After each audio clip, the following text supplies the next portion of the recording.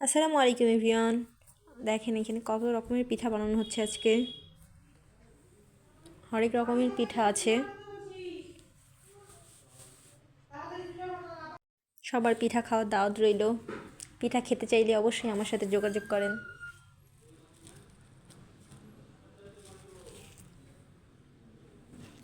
এটা হচ্ছে মাংসের পিঠা।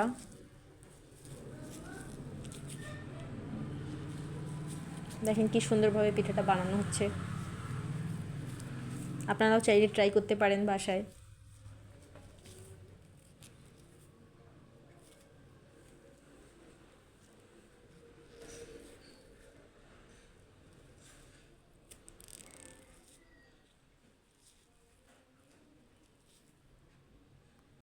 কারা কারা এই পিঠা খেতে চান অবশ্যই আমাকে নক করেন।